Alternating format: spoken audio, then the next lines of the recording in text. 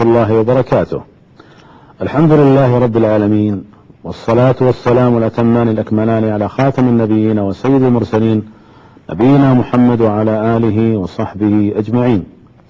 أما بعد، ففي هذه الحلقة السابعة بإذن الله سنتكلم عن موقف الشيخ محمد بن عبد الوهاب رحمه الله من كرامات الأولياء. ويحسن أن نعرف الكرامة بأنها هي أمر خارق للعادة يجريه الله تعالى على يد بعض الصالحين من أتباع الرسل عليهم السلام، إكراما لهم من الله عز وجل ببركة اتباعهم للرسل. والولي هو عبد الصالح التقي، الولي هو العبد الصالح التقي، كما قال تعالى: ألا إن أولياء الله لا خوف عليهم ولا هم يحزنون الذين آمنوا وكانوا يتقون. وليس كل ولي تحصل له كرامة، وإنما تحصل لبعضهم، ويكون الغرض منها إما لتقوية إيمانه أو لحاجته أو لإقامة حجة على خصومه. ويقوم منهج أهل السنة والجماعة على الإيمان بكرامات الأولياء والتصديق بها. يقول شيخ الإسلام ابن تيمية رحمه الله: ومن أصول أهل السنة التصديق بكرامات الأولياء وما يجريه الله على أيديهم من خوارق العادات في العلوم والمكاشفات وأنواع القدرة والتأثيرات، كالمأثور عن سالف الأمم في سورة الكهف وغيرها، وعن صدر هذه الأمة من الصحابة والتابعين وسائر فرق الأمة، وهي موجودة فيها إلى يوم القيامة. انتهى كلامه رحمه الله. وقد انقسم الناس في موضوع الكرامات إلى 3 أقسام. أولا، قسم غلوا في نفيها حتى أنكروا ما هو ثابت في الكتاب والسنة من الكرامات التي تجري على وفق الحق لأولياء الله المتقين، وهؤلاء المنكرون كالجهمية والمعتزلة وأشباههم. وأما النوع الثاني فهم قسم غلوا في إثبات الكرامات حتى اعتقدوا أن السحر والشعوذة والدجل منها، واستغلوها وسيلة للشرك والتعلق بأصحابها من الأحياء والأموات، حتى نشأ عن ذلك الشرك الأكبر بعبادة القبور وتقديس الأشخاص والغلو فيهم في كثير من بلاد المسلمين. أما القسم الثالث وهم أهل السنة والجماعة فقد توسطوا في موضوع الكرامات بين الإفراط والتفريط، فأثبتوا ما أثبته القرآن الكريم والسنة المطهرة، فلم يغلوا في أصحابها ولم يتعلقوا بهم من دون الله تعالى، ولا يعتقدون أنهم أفضل من غيرهم، بل هناك من أولياء الله من هم أفضل منهم ولم تجري على أيديهم كرامات. ونفى أهل السنة ما خالف الكتاب والسنة من الدجل والسحر والشعوذة، واعتقدوا أن ذلك من عمل الشياطين وليس من الكرامات. ويحسن أن نذكر الفرق بين كرامات الأولياء وبين المعجزات. يشتركان في كونهما من الله تعالى وبكونهما من الأمور الخارقة للعادات، ويفترقان بأن الكرامة لا تقترن بدعوى النبوة، إذ المعجزة لا تجري إلا على يد نبي، وليس في الكرامة تحد ولا قصد، بحيث كلما أراد الولي جرت، لأنها من الآيات وهي على وفق إرادة الله تعالى. قال سبحانه: إنما الآيات عند الله، وليس للمخلوق تصرف فيها متى أراد وكيف أراد. والفرق بين كرامات الأولياء وخوارق السحرة والشياطين: أولا أن كرامات الأولياء سببها التقوى والعمل الصالح، وأما أعمال السحرة والشياطين فسببها الكفر والفجور. والفرق الثاني أن كرامات الأولياء يستعان بها على البر والتقوى أو على أمور مباحة، وأما أعمال السحرة والشياطين فيستعان بها على أمور محرمة من الشركيات والكفر والفجور ونحو ذلك. وثالث هذه الفروق أن كرامات الأولياء تقوى بذكر الله تعالى وتوحيده وعبادته، وأما أعمال السحرة والشياطين فتبطل وتضعف عند ذكر الله تعالى وقراءة القرآن والتوحيد. ويقوم موقف الشيخ محمد بن عبد الوهاب رحمه الله تعالى في هذه المسألة على الإيمان بها وإقرارها في حدود الشرع وضوابطه، كما هو موقف أهل السنة، والذي سبق بيانه في منهجه هذا رد على من وصف دعوته بأنها تنكر كرامات الأولياء وتسلبهم الاحترام والتقدير. يقول رحمه الله عن ذلك: وأقر بكرامات الأولياء وما لهم من المكاشفات، إلا أنهم لا يستحقون من حق الله تعالى شيئا، ولا يطلب منهم ما لا يقدر عليه إلا الله. ويقول أيضا رحمه الله: وأما الصالحون فهم على صلاحهم رضي الله عنهم، ولكن نقول ليس لهم شيء من الدعوة. قال تعالى: وأن المساجد لله فلا تدعوا مع الله أحدا. ويؤكد الشيخ رحمه الله على أن دعوته الإصلاحية تحفظ للصالحين حقوقهم، فيقول: الواجب حبهم واتباعهم والإقرار بكراماتهم، ولا يجحد كرامات الأولياء إلا أهل البدع والضلال، ودين الله وسط بين طرفين وهدى بين ضلالتين. وقال الشيخ رحمه الله: حق أولياء الله محبتهم والترضي عنهم والإيمان بكرامتهم، لا عبادتهم ليجلبوا لمن دعاهم خيرا لا يقدر على جلبه إلا الله تبارك وتعالى، ويدفع عنهم سوءا لا يقدر على دفعه أو رفعه إلا الله تعالى، لأنه عبادة مختصة بجلاله سبحانه. قال تعالى: وقال ربكم ادعوني أستجب لكم إن الذين يستكبرون عن عبادتي سيدخلون جهنم داخرين، فسماه عبادة وأضافها إلى نفسه. ومع تأكيد أهل هذه الدعوة الإصلاحية وأتباعها على حقوق أولياء الله، فإنهم يؤكدون على عدم الغلو فيهم. فيقول الشيخ عبد الله ابن الشيخ محمد بن عبد الوهاب: ولا ننكر كرامات الأولياء ونعترف لهم بالحق وأنهم على هدى من ربهم، إلا أنهم لا يستحقون شيئا من أنواع العبادات، لا حال الحياة ولا بعد الممات، بل يطلب من أحدهم الدعاء في حال حياته، بل ومن كل مسلم. انتهى كلامه رحمه الله. ويحسن بنا أن ننتقل أيضا الحديث عن موقف الشيخ محمد بن الوهاب من السمع والطاعة لولي الأمر. وتعد هذه المسألة أيضا من مسائل العقيدة التي اهتم بها علماء الشريعة، وذلك لآثارها الكبيرة على الناس جميعا. وقبل توضيح موقف الشيخ في هذه المسألة نبين موقف أهل السنة والجماعة فيها، وهذا ما يلخصه الإمام أبو جعفر الطحاوي رحمه الله بقوله: ولا نرى الخروج على أئمتنا وولاة أمورنا وإن جاروا، ولا ندعو عليهم، ولا ننزع يدا من طاعتهم، ونرى طاعتهم من طاعة الله تعالى فريضة ما لم يأمروا بمعصية، وندعو لهم بالصلاح والمعافاة. انتهى كلامه. ويقول شارح الطحاوية الإمام ابن أبي العز رحمه الله: دل الكتاب والسنة على وجوب طاعة أولي الأمر ما لم يأمر بمعصية. ثم يقول: وأما لزوم طاعتهم وإن جاروا فلأنه يترتب على الخروج عن طاعتهم من المفاسد أضعاف ما يحصل من جورهم، بل في الصبر على جورهم تكفير السيئات ومضاعفة الأجور، فإن الله تعالى ما سلطهم علينا إلا لفساد أعمالنا، والجزاء من جنس العمل. قال تعالى: وما أصابكم من مصيبة فبما كسبت أيديكم ويعفو عن كثير.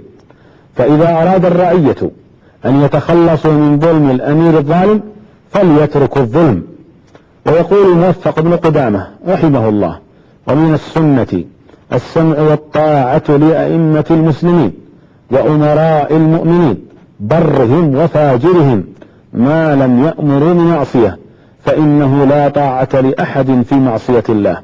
ومن ولي الخلافة واجتمع عليه الناس ورضوا به أو غلبهم بسيفه حتى صار خليفة وسمي أمير المؤمنين وجبت طاعته وحرمت مخالفته والخروج عليه وشق عصا المسلمين. انتهى كلامه رحمه الله. إذن فموقف أهل السنة من الإمامة والسمع والطاعة لولي الأمر يتمثل في الآتي: أولا ضرورة عقد الإمامة ووجوب نصب الإمام. ثانيا طاعة الإمام المسلم في المعروف. ثالثا عدم الخروج عليه وإن جاروا وإن ظلموا. رابعا لا يسوغ الخروج على الحاكم إلا بشرطين مجتمعين: وجود الكفر البواح الذي لا يحتمل التأويل. ثانيا وجود القدرة عند الأمة على التغيير، وزاد بعضهم على وجود الأصلح.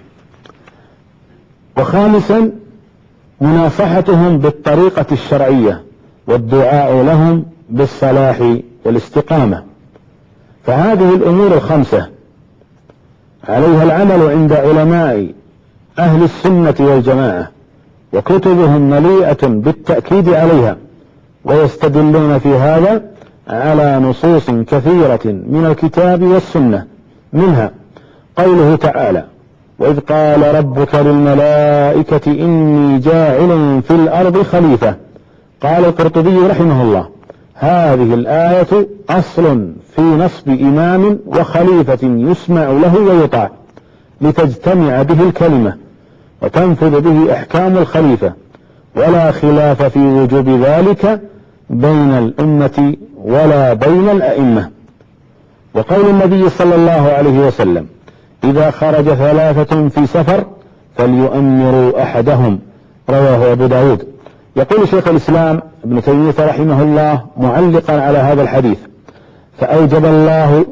فأوجب رسول الله صلى الله عليه وسلم تأمير الواحد في الاجتماع القليل العارض في السفر، تنبيها بذلك على سائر أنواع الاجتماع، ولأن الله تعالى أوجب الأمر بالمعروف والنهي عن المنكر، ولا يتم ذلك إلا بقوة وإمارة، وكذلك سائر ما أوجبه من الجهاد والعدل وإقامة الحج والجمع والأعياد ونصر المظلوم وإقامة الحدود لا تتم إلا بالقوة والإمارة.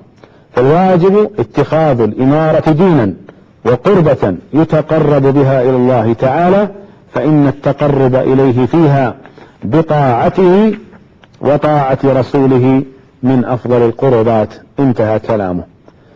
وتنعقد الولاية والإمارة شرعا بأحد الطرق الآتية: الأول ما لو نص صلى الله عليه وسلم على أن فلانا هو الإمام فإنها تنعقد له بذلك. قال بعض العلماء إن إمامة أبي بكر رضي الله عنه من هذا القبيل، لأن النبي صلى الله عليه وسلم قدمه في إمامة الصلاة وهي أهم شيء، وفيه الإشارة إلى التقديم للإمامة الكبرى وهو ظاهر. والثاني من الأنواع التي تنعقد به الولاية والإمارة شرعا هو اتفاق أهل الحل والعقد على بيعته، كما أجمع أهل الحل والعقد من المهاجرين والأنصار على إمامة أبي بكر رضي الله عنه بعد الخلاف فيما بينهم، ولا عبرة بعدم رضا بعضهم كما وقع من سعد بن عبادة رضي الله عنه من عدم قبوله بيعة أبي بكر رضي الله عنه. الثالث أن يعهد إليه الخليفة الذي قبله كما وقع من أبي بكر لعمر رضي الله عنهما. والرابع أن يتغلب على الناس بسيفه وينزع الخلافة بالقوة حتى يستتب له الأمر وتدين له الناس. قال بعض العلماء: ومن هذا القبيل قيام عبد الملك بن مروان على عبد الله بن الزبير رضي الله عنه وقتله إياه في مكة على يد الحجاج بن يوسف، فاستتب الأمر له. قال الإمام أحمد: ومن تغلب على الناس بسيفه أو كلام نحو هذا فإنه لا يحل له أن يبيت تلك الليلة إلا وفي عنقه بيعة لذلك الإمام. ومن النصوص الشرعية التي تؤكد على السمع والطاعة لولاة الأمر قول الله تعالى: يا أيها الذين آمنوا أطيعوا الله وأطيعوا الرسول وأولي الأمر منكم. وقال عليه الصلاة والسلام: السمع والطاعة على المرء المسلم فيما أحب وكره ما لم يؤمر بمعصية، فإذا أمر بمعصية فلا سمع ولا طاعة. وقال عليه الصلاة والسلام: من رأى من أميره شيئا يكرهه فليصبر، فإنه من فارق الجماعة شبرا مات ميتة جاهلية. وعن عوف بن مالك الأشجعي رضي الله عنه أن رسول الله صلى الله عليه وسلم قال: خيار أئمتكم الذين تحبونهم ويحبونكم ويصلون عليكم وتصلون عليهم، أي تدعون لهم ويدعون لكم. وشرار أئمتكم الذين تبغضونهم ويبغضونكم وتلعنونهم ويلعنونكم. قيل: يا رسول الله أفلا ننابذهم بالسيف؟ قال: لا، ما أقاموا فيكم الصلاة. وإذا رأيتم من ولاتكم شيئا تكرهونه فاكرهوا عمله ولا تنزعوا يدا من طاعة. وعن أبي هريرة رضي الله عنه قال: قال رسول الله صلى الله عليه وسلم: عليك السمع والطاعة في عسرك ويسرك ومنشطك ومكرهك وأثرة عليك. وعن عبادة بن الصامت رضي الله عنه قال: دعانا رسول الله صلى الله عليه وسلم فبايعناه، فكان فيما أخذ علينا أن بايعنا على السمع والطاعة في منشطنا ومكرهنا وعسرنا ويسرنا، وألا ننازع الأمر أهله. قال: إلا أن تروا كفرا بواحا عندكم من الله فيه برهان. وقال عليه الصلاة والسلام: الدين النصيحة، الدين النصيحة، الدين النصيحة. قيل: لمن يا رسول الله؟ قال: لله ولكتابه ولرسوله ولأئمة المسلمين وعامتهم. ويقول الإمام أحمد بن حنبل رحمه الله: إني لأرى طاعة أمير المؤمنين في السر والعلانية وفي عسري ويسري ومنشطي ومكرهي وأثرة علي، وإني لأدعو الله له بالتسديد والتوفيق في الليل والنهار. وليسلك الناصح في نصيحته لولاة مذهب أهل السنة والجماعة ومنهجهم في ذلك، وهو أنهم لا يرون التشهير بهم في المجامع العامة لما يوقع ذلك من الفتنة، وإنما يناصحهم في السر لئلا تهيج الجموع ضدهم ولعدم المصلحة في ذلك، لأن المراد هو إصلاحهم بهذه النصيحة ورجوعهم إلى الحق من خلالها، فلذلك لا بد من إيصالها بالطرق المحببة للنفس باللين والرفق والسر. ويدل على هذا المنهج ما رواه عياض بن غنم الفهري رضي الله عنه بقوله: قال رسول الله صلى الله عليه وسلم: من أراد أن ينصح لذي سلطان فلا يبدي له علانية، ولكن ليأخذ بيده فليخل به، فإن قبل منه فذاك، وإلا كان قد أدى الذي عليه. رواه الإمام أحمد وابن أبي عاصم في السنة، وصححه الألباني رحمه الله.